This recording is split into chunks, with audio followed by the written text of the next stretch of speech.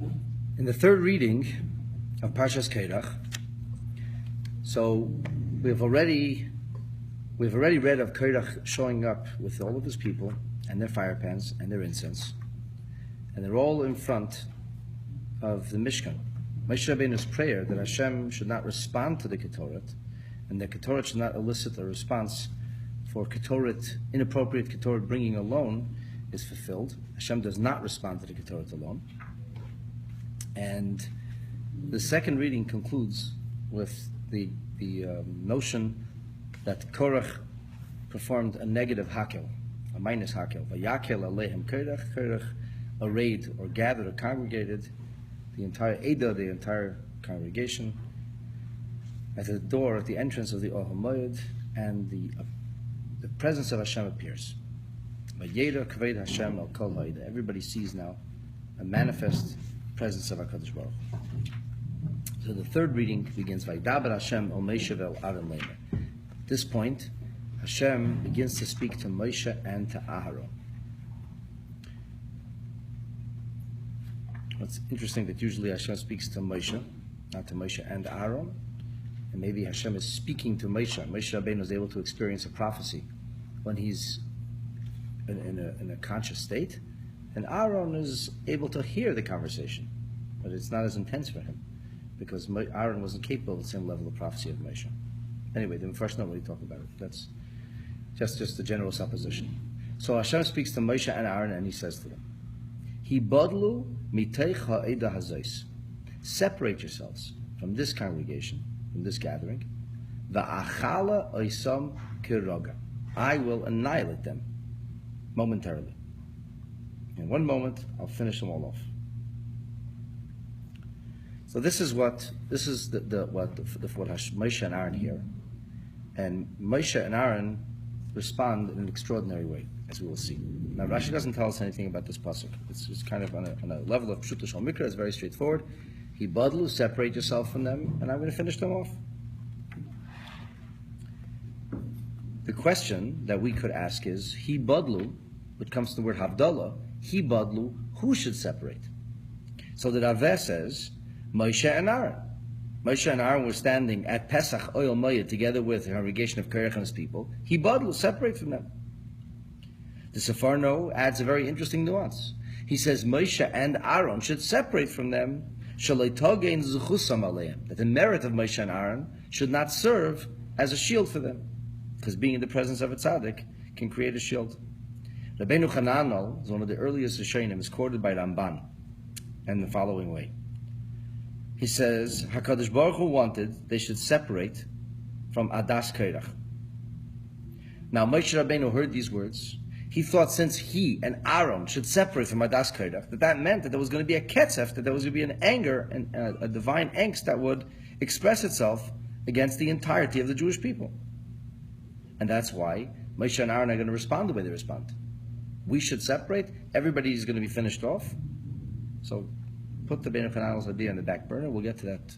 We'll get to that soon. Rabban himself says that Korach actually managed to sweet talk and to incite the vast majority of Jewish people onto his side. How did he do this? Why should everybody be involved in a mutiny that's for Korach's benefit? It's not for their benefit.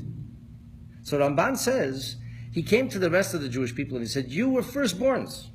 You were supposed to be serving in the Mishkan. Moses took that away. He gave it to his brother and his brother's family. Stay with me.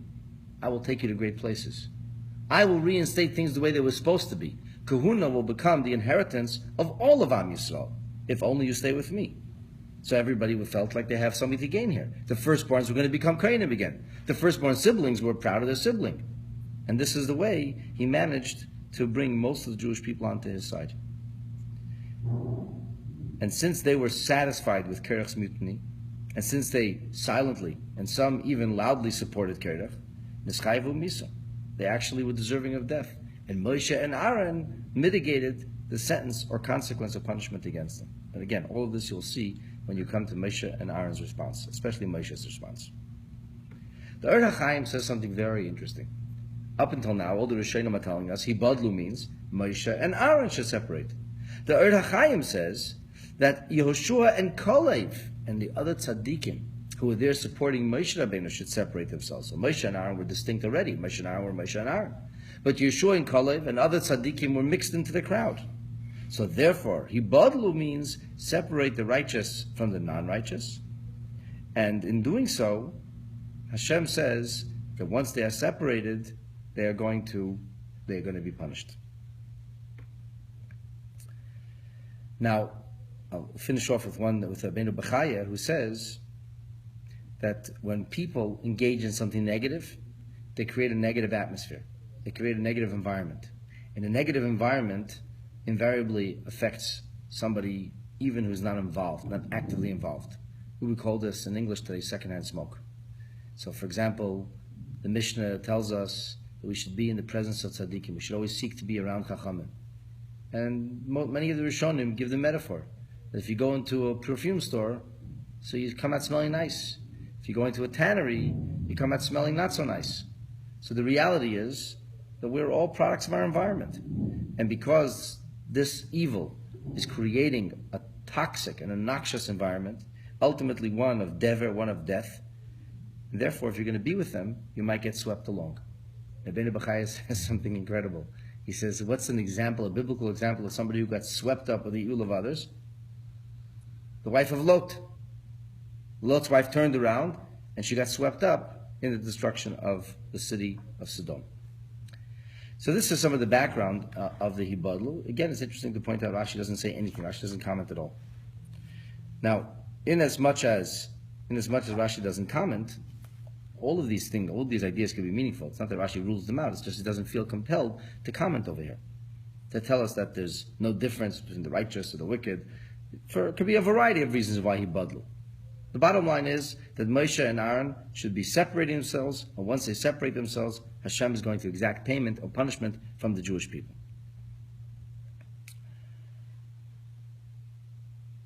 Rabbi Mendel says that HaKadosh Baruch Hu wanted to destroy the entire Jewish people because they didn't protest. They didn't protest. Why didn't they stick up for Moshe? Why did they allow Moshe and Aaron to be attacked? Why didn't they say anything? And Moshe and Aaron are going to respond in their merit seeking. So this is the next pasuk. We're going to call it Moshe's magnificent merit seeking. He seeks the merit of everybody. What do Moshe and Aaron do? Vayiplu al pneim. They hear these words from Hashem. They fall on their face. Vayemru, and they said, Keil Elokei haruchis, the God of spirits, l'chol basa, for all flesh. Ish echad yechata, v'al kol ha'ida tiktzef. One man sins, and everybody bears the brunt. Everybody has the consequence. Everybody gets the punishment. Keil Elokei haruchis, the God of spirits. What does this mean? What does this mean, the God of spirits? Which spirits are we talking about? So Rashi says that the idea of spirits over here is not connected to neshamas, to souls, but rather it's connected to the notion that every one of us has our own consciousness, every one of us has our own emotions, every one of us has our own ideas, and that's what we call the spirit of a person. So he says, what we're talking about here is Keil Elokei haruchis. The ruach that's referred to over here is Yedei machashavos. Hashem knows everybody's thoughts. So HaKadosh Baruch Hu, who knows everybody's thoughts and everybody's spirit meaning everybody's attitude, everybody's approach, everybody's feelings, everybody's sentiments. That's the ruchis we're talking about over here. HaKadosh Baruch Hu, he knows all the machshavos. And because HaKadosh Baruch Hu knows the machshavos, he shouldn't punish everybody, only those who are really deserving. But what does that mean? If he knows the ruchos, then he's going to know who should be punished, and know who shouldn't be punished. That argument didn't work for Abraham. Why would it work for Moshe? The argument didn't work for Avram. You mean it didn't work for Sodom when Avram was praying for them? Yeah. But the truth is that in Sodom there were no righteous people. That's the truth. HaKadosh Baruch Hu answered Avram Avinu, said, "I will seek if I can find righteous people," but they were not to be found. Here, seemingly, there were some righteous, or at least semi-righteous, or less guilty people, as we'll see. So Rashi, therefore, now invokes a metaphor, because the idea of Keil Elokei haruchis, the way Rashi explains it, that it's talking about machshavos, if anything, is a reason that people won't be punished, because HaKadosh Baruch Hu knows the ruchos. Says Rashi, this is what Moshe Rabbeinu was saying. Ein midascha ki midas basar v'dam. The measure of HaKadosh Baruch Hu is not like the measure of a mortal king. What does this mean? Melech basar v'dam, a mortal king. Shesaracha alav miktsas medina, that you have a portion of the citizenry who has actively engaged in undermining the king, in creating a negative and a toxic environment, in creating a mutiny. So what happens? The king doesn't know who is really the rabble-rouser, who is really responsible, and who kind of got swept along. Lefichach, kishu kayes, when that king, when his anger flares, nifra mikulam, he exacts payment universally. Everybody who was involved ends up getting punished. Aval ata, but you, God, lefanecha gluyos kol hamachshavos. Before you, you know all the machshavos. V'yidea ata mi'achayte. You know who sinned, you know who deserves punishment, and you know who doesn't. And because you know who deserves and you know who doesn't, you shouldn't punish everybody. As the Chumash goes on, ha'ish echad, hu hachayte, one person is the real sinner. Va'ata al kol ha'eda tiktseif. Hashem said, He bodlu miteicha ha'eda. Separate yourself from the congregation. There's a gathering of people. Separate yourself from the gathering. And what will happen? Va'achala isam, plural. But Moshe Rabbeinu says, ha'ish echad, it's one person who sinned. Hu ha'chayte, va'al kol ha'eda tiktseif. And everybody is going to bear the brunt of the consequence. Amar HaKadosh Baruch Hu. So Rashi finishes the conversation. HaKadosh Baruch Hu said, Yofa amarta. Well said, Moshe. Ani eideya. I know indeed. Umaydia. And I will make it known. Michata umilechata. Who sinned and who didn't sin. And I'm not going to indiscriminately destroy. And the right punishment will be meted out to the right people. Those who came forward with fire pans, they will be burnt and scorched. Those who came with the idea of mutiny and rebellion, they will be swallowed by the ground. Everything here is going to be exactly as it should be. No worries. Now, Rashbam says a little more, adds a little kind of spice and pepper to Rashi. Rashi just says, Yidea machshavis. So Rashbam says, Makir ruchais ulevavis. Which is the way I explained Rashi. He knows the ruach, knows the spirit. Some people have different spirits in them. Person has a generous spirit with them. Person has a stingy spirit with them. Person has a joyous spirit, caring spirit. The spirit of a person. It says, you know the spirit. You know not just machshavas, not just about thoughts. You know the levavis, you know the hearts, you know the people's sentiments. Chaim says, why do we emphasize elikei ruchos? Because we have this idea that Hashem wants all ruach, all spirit, to be engaged in communion with HaKadosh Baruch Hu. All spirit is supposed to be swept up in this relationship with HaKadosh Baruch Hu. But the thing is, we're not looking for spirits that are separated from the bodies. You're looking for HaKadosh Baruch Hu wants the spirit as it inhabits basar. It says, Eshbech ruchi, I'll call basar, not I'll call haruchis, I'll spill my spirit upon all flesh. So Chaim says what Moshe Rabbeinu was praying, what he was asking for is, if you punish everybody, who will even know that something was done wrong? Who will even learn a lesson? There'll all be ghosts. There'll all be spirits. So Elekei Haruchos, who seeks not ghosts, but seeks bodies in souls, inhabited by souls, should not punish in that fashion. That's interesting. It says Ha'ish Echad Yecheta. Yecheta means like future, but this is all in the past. So the Mincha Blula says it's not Lashon Asid. It's not. It's dynamic. It means ongoing, sinning.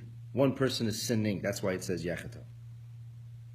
The Chaim says, now they have not yet committed a very big sin. All they did is they mocked. It was mockery. It was liglug. And therefore, for mockery alone, a person is not chayiv misa. It's not yet a full-blown mutiny. Moshe Rabbeinu sought to decrease, to diminish the intensity of how that sin should be viewed. Okay. Let's take a deeper look at this Rashi now. The Rebbe analyzed this Rashi very, very carefully. Page Reish Ayin Gimel. And Rashi basically is telling us that Moshe Rabbeinu's prayer was that God should not be like a mortal king of flesh and blood. The mortal king of flesh and blood punishes indiscriminately, doesn't really know who's guilty and who isn't. But God shouldn't do this. So the Rebbe asks a very, very powerful question. Ba'ashkafa Rishayna, at the first glance, page Reishayin Gimel on the bottom, the Pirei Chumash. Nire, it seems, Shekavanas Rashi, the intention of Rashi is to say that a Melech Basar V'Dam, the king of flesh and blood, Ma'anish Games Miktas HaMedina Shaloi Sarcha. He ends up punishing the portion of the citizenry that didn't really do an Aveda. Why? Why would the king do that? He's an evil person? He's bad? He wants to hurt people? No. The king has his limitations.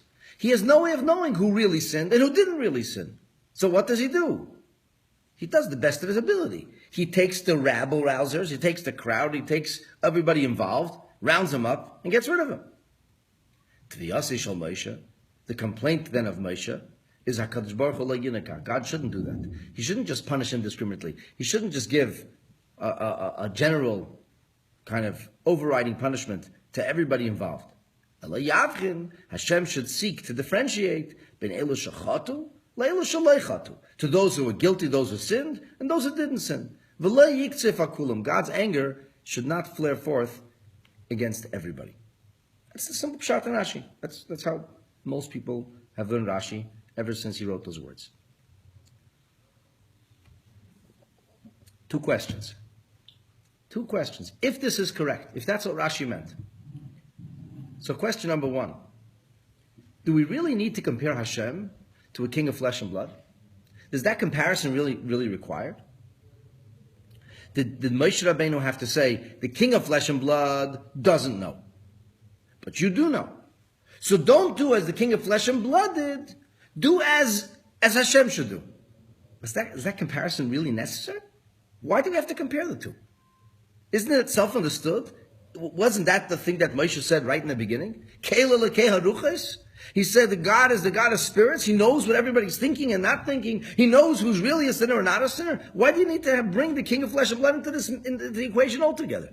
He's irrelevant. Moshe should simply say that HaKadosh Baruch Hu knows who did sin, he knows who didn't sin, and therefore only those who sin should be punished. That's question number one. Question number two. It's even more surprising. The Melech Basar V'Dam, the king of flesh and blood, the mortal king, if he's only a mensch, and there are plenty of kings who are not mentioned, but if the king is only a decent, upright individual, would he punish people who didn't really sin? Of course not. He's a mensch. He's not a crazy person. He's not trying to exact punishment indiscriminately. But they were present. Okay, they're present. They didn't sin. You punish people for being present? The king himself would never do that.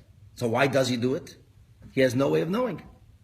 He can only deal the cards he's dealt. This is what I see. I see a group of people. I can't know who is and who isn't. So there's no choice. And since there's no choice, the king carries out the punishment that he carries out. So what is Rashi saying altogether? How does this mashal help anybody? Even the king of flesh and blood. First of all, what do you need a flesh and blood king to be mixed in? How does that metaphor adjust the equation? How does it help us? And the metaphor itself is even not understood. The metaphor of the king's actions are based on one thing and one thing only: lack of knowledge, lack of worth, or lack of ability. None of that applies to Hashem's omnipotence. Says the Rebbe V'yeshleimar Sha'atshuva Lakach, that the answer to these very questions is actually rooted in the exact language of Rashi. Rashi chooses his words very carefully. And therefore, if you look at the words of Rashi carefully, you will notice that Rashi says, Melech Basar V'Dam, a king of flesh and blood, a mortal sovereign, Shesarcha alav. Sarcha, the word sarach means who became soiled, became besmirched. There was a lack of loyalty, a lack of dedication, a lack of appropriateness. So the king is Eini Yedea Mi HaChoyte.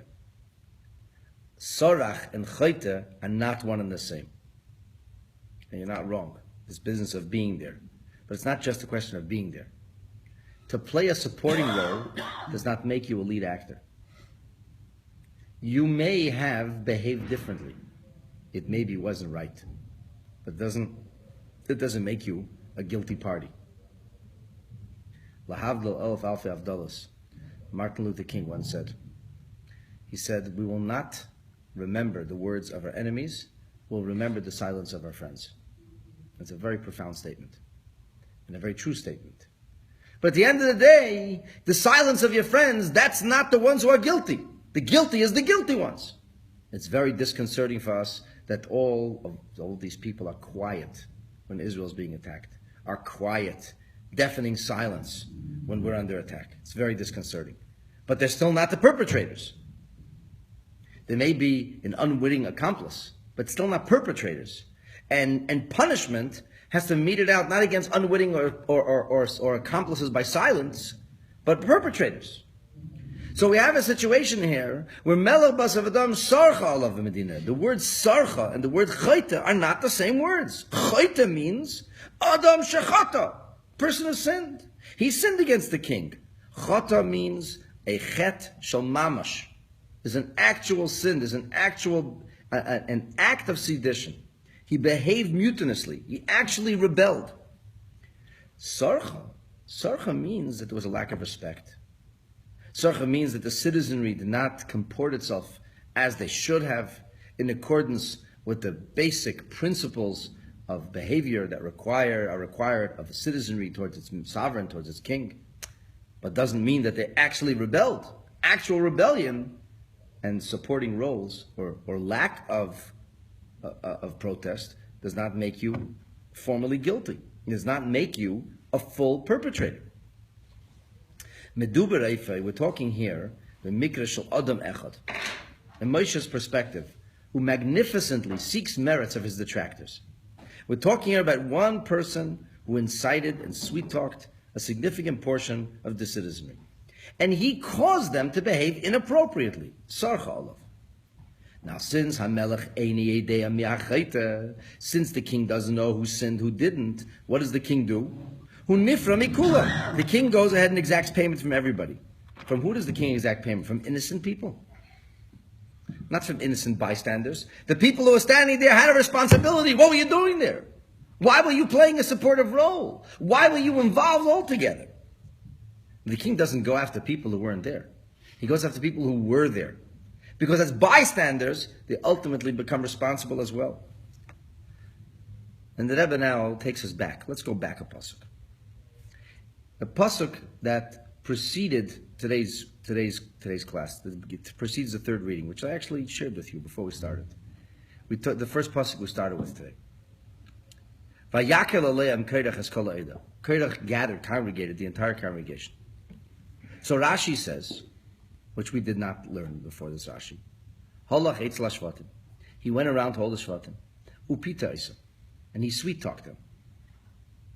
And not only did he coax them into this, but he basically won them over with his words. Achenisfatu kulam. They were all won over to Korach's side.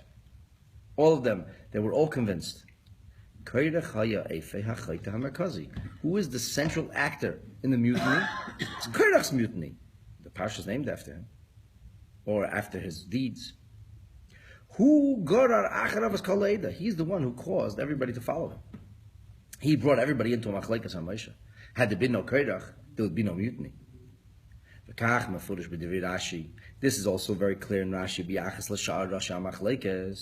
With regard to the other leaders of this rebellion, Dasan and Aviram and Anoshim, Mibnei Yisrael, Chamishim and Mosoyim. So there was Dasan and Aviram and 250 other leaders, prominent individuals, judges, leaders, who were arrayed against Moshe.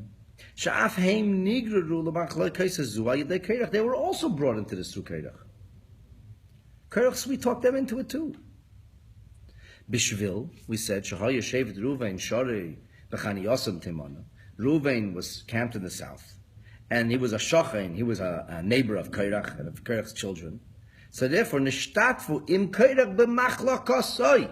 They participated with Korach in his rebellion. Whose rebellion is it? It's Korach's rebellion. Whose mutiny is it? Korach's mutiny. Who's the sinner? Korach. The other people who got involved, well, they were brought around to this, were under to this. But that was all through Korach. This is the time of Moshe. Moshe Rabbeinu, even after he was so aggrieved, even after he was so distressed, as we learned yesterday, Moshe Rabbeinu still says, Amna melech basav adam. It's true, a king of flesh and blood in such a situation would punish everybody. The one who's the chief insider, the instigator, but as well as those that God brought along with this. Shekain, ein biyadi ladas mi'achayta. The king can't know, and how much was instigated, and how much did you want, and how serious were you about this? How's the king ever going to know that? How's he going to know if you were wholeheartedly supportive, half-heartedly supportive, a little bit supportive? Aval ato, but HaKadosh Baruch Hu, me'acha shelefanecha geluyos kol hamachshavos, and Rashi emphasizes thoughts. Not like Rashbam, it doesn't talk about hearts, it doesn't talk about feelings, it's about thoughts. You know everybody's thoughts. Va'ata yedei, you know shekorach bavad ha'achayta ha'ikri, korach alone, he's the sinner. Imagine, Moshe Rabbeinu is faced with an array of rabble-rousers, of people who seek to undermine everything which is good and holy, people who seek to bring down, in a sense, to implode the entire structure that HaKadosh Baruch Hu created for Am Yisrael. And Moshe Rabbeinu is busy worried about them. He's praying for them.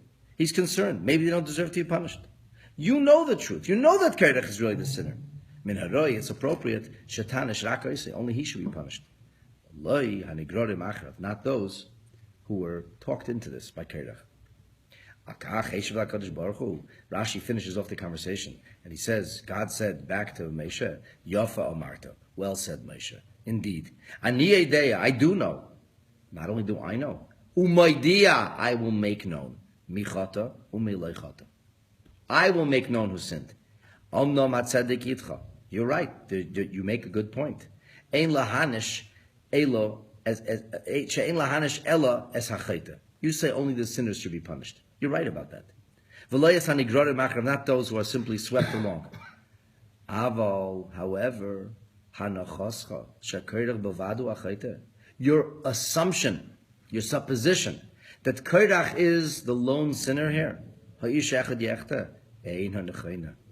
simply and sadly incorrect. HaKadosh Baruch Hu says, I know that Dasan and Aviram, Af, Heim, Chaitim, they're also sinners. They don't need Korach, by their own, by dint of their own virtue, if you want to call it that, their own vices, they're involved in this. They didn't have to be sweet-talked in. They were very happy to join in with Korach. But Lachein, Afhem Yenshu, they will be punished. Not the rest of the congregation, not all of the Jewish people. And now we understand what other Rishonim told us before also. The Rebbe concludes by saying that there's an incredible lesson, a beautiful ideal we can all derive from this. When we talk about the psukim of Dasan and Aviram, the Dasan spoke to Moshe Rabbeinu with such unmitigated chutzpah, with such insolence. It was it was disgusting the way they spoke to Moshe, as we learned yesterday. It's not enough. You robbed us of our land. You took away from us the land of milk and honey. You took away from us. Moshe took away. And you want to kill us in the desert? Now you're going to rule over us? You're going to lord over us? Do you remember we learned yesterday? You can poke our eyes out. We're still in Loinalo, we're not going to come up to you. And this caused Moshe tremendous pain. It says, Moshe was so aggrieved to hear these words. And here we are, moments later. And what's Moshe doing? Magnificently, he's merit-seeking. He's merit-seeking. Maybe they didn't sin. Maybe they don't deserve a punishment. From here we can all learn a lesson. We can borrow a page from the Mosaic playbook. How hard we have to work on implanting this attitude in our own hearts, in our own minds. To try to look at everybody in a meritorious fashion. Even as superficially, on the surface, you don't see any possibility for it. Nonetheless, you should be like Moshe. And to be like Moshe means to continue to seek the merits of another. Maybe it's not as bad as one thinks. Actually, Moshe Rabbeinu, you could say, was not correct. They were as bad as they seemed. And HaKadosh Baruch Hu says that. But Moshe is not wrong in his approach. Moshe's approach. That's HaKadosh Baruch Hu's job. God's job is to judge and to mete out consequences. Our job is always to be merit-seeking. And if we could always be merit-seeking and always look, despite the most terrible set of circumstances that may face us, to still look for a merit in somebody else, then in doing so, we have captured an iota of the magnificent and monumental spirit of Moshe Rabbeinu. But just listening to this, it's like he's trying to understand how